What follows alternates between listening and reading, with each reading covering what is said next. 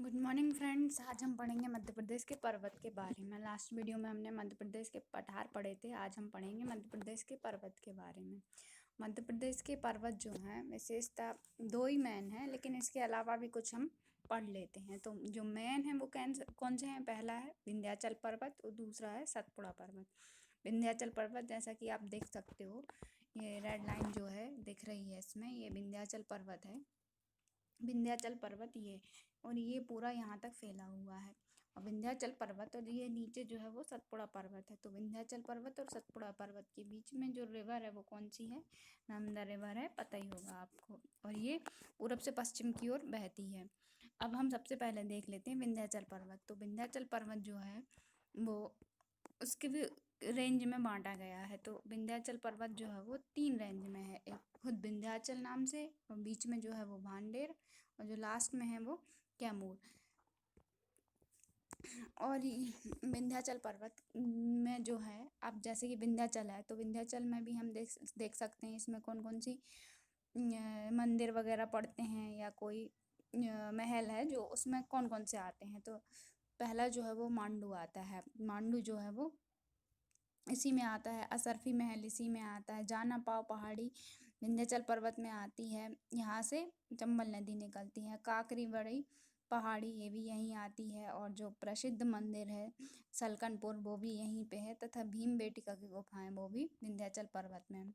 Second हम देखते हैं तो सेकंड क्या है? भांडेर की श्रेणी। तो भांडेर की श्रेणी जो है वो, इनको पन्ना हिल्स भी बोलते हैं। इनको अन्य नाम से कौन से जाना जाता है? पन्ना हिल्स है। और इसकी सबसे जो ऊंची चोटी है वो कौन सी है? सद्भावना हिल्स। इसकी सबसे ऊंची चोटी कौन सी है? सद्भावना हिल्स।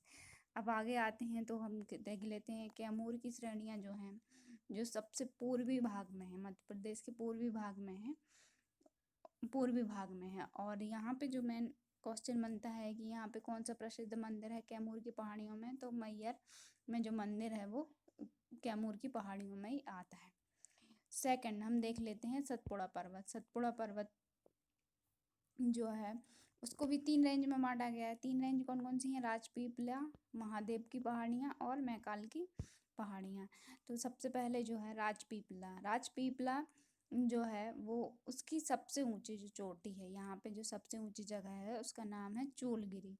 चूलगिरी जो है वो इसकी सबसे ऊंची चोटी है। इसके अलावा यहाँ पे धूपगढ़ की चोटी भी है। सॉरी, धूपगढ़ नहीं, राजपीपला। यहाँ पे असीरगढ़ की पहाड़ी है, ग्वालियरगढ़ की पहाड़ी है, बीजागढ़ की पहाड़ी है, असरानी महल है, और यहाँ पे चूलगिरी है।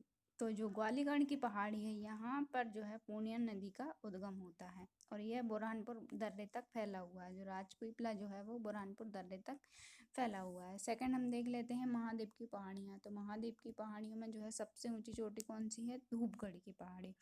धूपगढ़ जानते ही होंगे आप। सेकंड जो है पचमढ़ी। पचमढ़ी का जो इलाका है वो महादेव की पहाड़ियों में आता है। मध्य प्रदेश का सबसे ठंडा स्थान है। सेकंड जो है वो चौरागढ़। चौरागढ़ जो है वो मध्य प्रदेश की सबसे ऊंची दूसरी नंबर की पहाड़ी है, जो कि चौरागढ़ में है, जिसकी लंबाई 1326 मीटर है।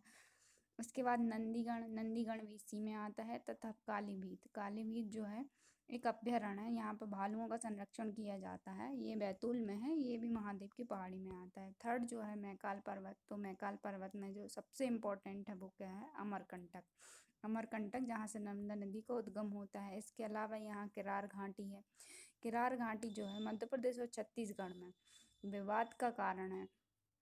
फिर इसके बाद अचानक मार अभ्यारण्य, जो आपने सुना ही होगा, ये आधा एमपी और छत्तीसगढ़ में है, ये भी इसी में आता है मैकाल रेंज में। फिर इसके बाद जो लॉन्जी हिल्स हैं, लॉन्जी हिल में सब सर्वाधिक खनिज पाए जाते हैं, वो भी मैकाल पर्वत में ही आती हैं। इसके अलावा कुछ अन्य पर्वत हैं वो हम देख लेते हैं।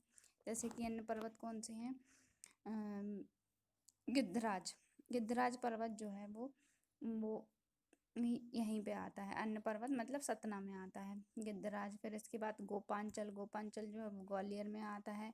सीगार जो है इंदौर में आता है। सिद्ध बाबा की चोटी जो है वो दतिया में आती है।